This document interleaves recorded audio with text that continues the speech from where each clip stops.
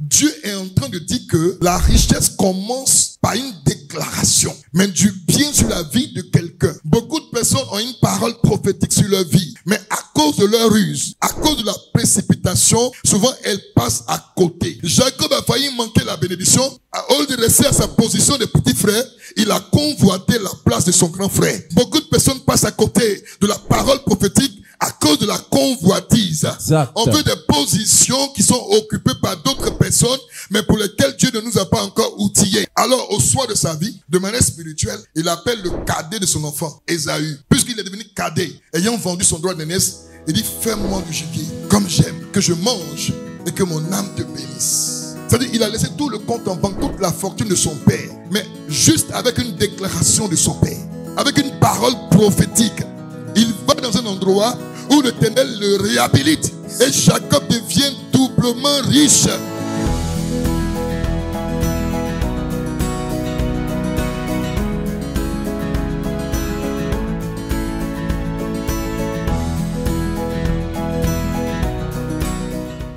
C'est la bénédiction de l'Éternel qui enrichit et il ne la fait suivre d'aucun chagrin. La bénédiction, bénir et déclaration du bien.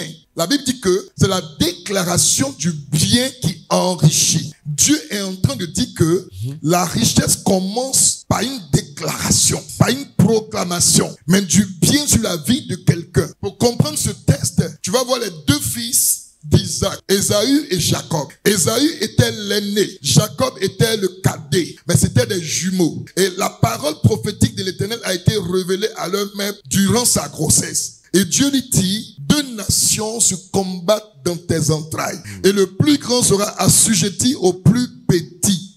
Et l'aîné qui est sorti, c'était Ésaü. Or, la parole prophétique dit que Jacob va prendre le dessus d'Ésaü. Mais Jacob a fait une chose mauvaise. C'est-à-dire qu'il s'est pressé. Il s'est précipité, mais par la ruse. Beaucoup de personnes ont une parole prophétique sur leur vie. Mais à cause de leur ruse, à cause de la précipitation, souvent elles passent à côté. La parole prophétique dit à Rebecca que le plus grand sera assujetti au plus petit. Ça veut dire quoi? Dieu a parlé. Le comment ça va se faire, ce n'est pas ton problème. Lui qui a parlé, il sait comment il va faire les choses. Okay. Le problème, c'est qu'on veut faire les choses à la place de Dieu. Jacob a certainement eu écho de ce qui allait se passer. Et il s'est précipité par sa ruse. Qu'est-ce qu'il a fait? Il allait dire à son frère, comme tu as faim et que tu me demandes aussi à manger, alors avant que je te donne mes lentilles, que je te donne ma nourriture, vends-moi ton droit d'aînesse. Alors Ésaü dit d'accord, prends le droit d'aînesse. Ésaü aussi avait écho de ce message, car certainement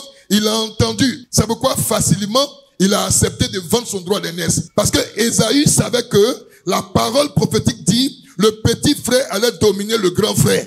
Donc si Jacob, tu veux le droit d'aînesse, ça veut dire que tu fais de moi le petit frère. Ça veut dire au moment de la bénédiction, c'est moi, Ésaü, qui dois prendre la bénédiction. Jacob a failli manquer la bénédiction. Au lieu de rester à sa position de petit frère, il a convoité la place de son grand frère. Yes. Beaucoup de personnes passent à côté de la parole prophétique à cause de la convoitise. Exact. On veut des positions qui sont occupées par d'autres personnes, mais pour lesquelles Dieu ne nous a pas encore outillés. Donc lorsque Jacob donne ses lentilles à son frère Ésaü, du coup, dans le monde spirituel, Jacob devient l'aîné.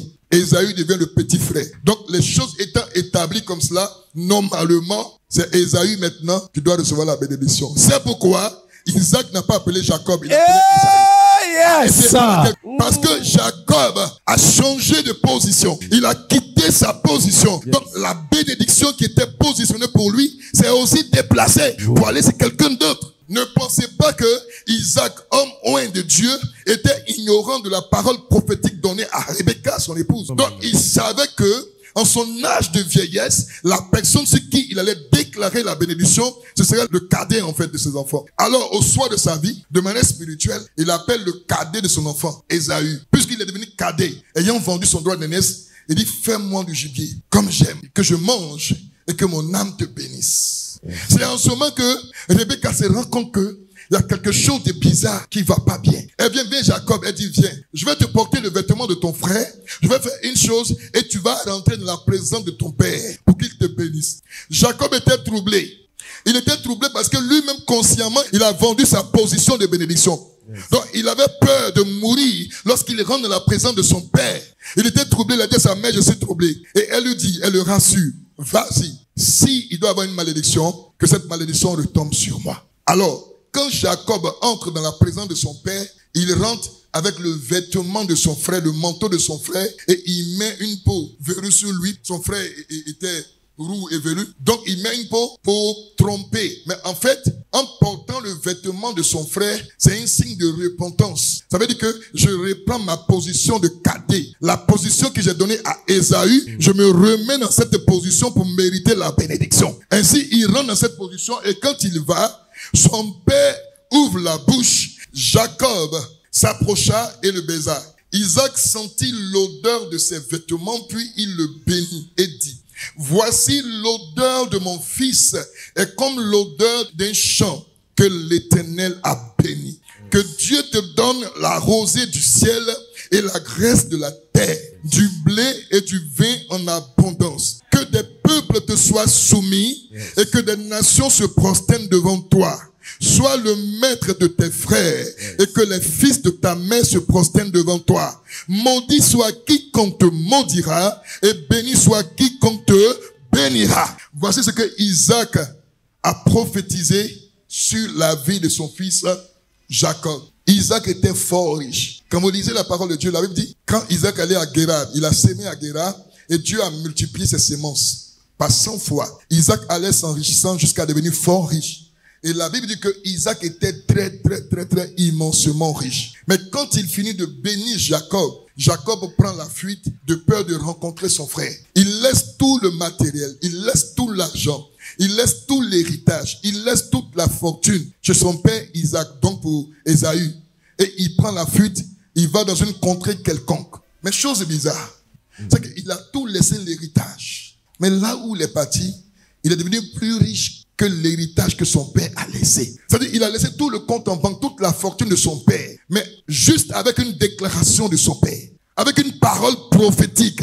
Il va dans un endroit où l'Éternel le réhabilite, où le Seigneur le restaure. Et Jacob devient doublement riche que l'héritage que son père a laissé. Le pouvoir de la parole prophétique. Ce que tu dois demander, c'est qu'on relâche une parole sur ta vie. Est-ce que vous savez que quand tu rends un service à quelqu'un, et puis tu dis merci, que Dieu te bénisse, ça a plus de valeur que l'argent qu'il te donne. Même si c'est un païen. La bénédiction d'un païen a autant d'effet dans la vie de la personne bénie que la bénédiction d'un enfant de Dieu. Si on te demande, il faut dire c'est le pasteur qui dit cela. Parce qu'en fait, c'est pas sa nature de païen qui accomplit la bénédiction. C'est la caution posée par le Saint-Esprit. C'est pourquoi vous allez voir des parents sorciers, ils bénissent leur enfant, puis les enfants réussissent. C'est pas sa sorcellerie qui l'a fait réussir. C'est la déclaration. Parce que, initialement, l'homme n'était pas voué à la malédiction. L'homme a été créé par Dieu pour vivre dans la pleine faveur de Dieu. Yes. C'est pourquoi Dieu a donné à l'homme le pouvoir de la langue. De sorte que ce qu'il déclare s'accomplit. C'est parce que l'homme a voulu lui-même se déchoir de l'autorité de Dieu qu'il est devenu lui-même vulnérable. Exactement. Mais c'est sa vie qui est vulnérable. Il peut bénir quelqu'un, la personne va réussir. Mais s'il meurt loin du Seigneur, il va en enfer. Il peut te bénir, tu vas prospérer. Mais s'il meurt loin du Seigneur, il va en enfer. C'est pas parce qu'il t'a béni, tu vas prospérer qu'il va aller au ciel. Et c'est pourquoi, pour que la parole prophétique puisse avoir de l'effet sur ta vie, il faut que ton cœur l'accepte. Et quand ton cœur l'accepte, tu commences à la ruminer. Pourquoi je dis ruminer? Ce sont les brebis qui ruminent. Quand elles mangent des herbes fraîches, il y a une partie qu'elles gardent, qu'elles ressortent pour ruminer. Oui. C'est pourquoi Dieu t'appelle brebis. Parce que toute la bénédiction qu'il déclare sur toi, tu dois constamment l'activer. Tu dois faire ressortir constamment, l'actualiser. Il ne faut pas oublier les bénédictions qui sont proclamées sur ta vie. Aucune bénédiction qui vient de Dieu ne reste sans être accomplie. Amen. Quand tu n'es pas encore préparé, elle attend. Quand tu es prêt, elle s'accomplit. Mais elle n'échoue jamais. Elle descend fortement, elle atteint forcément son objectif.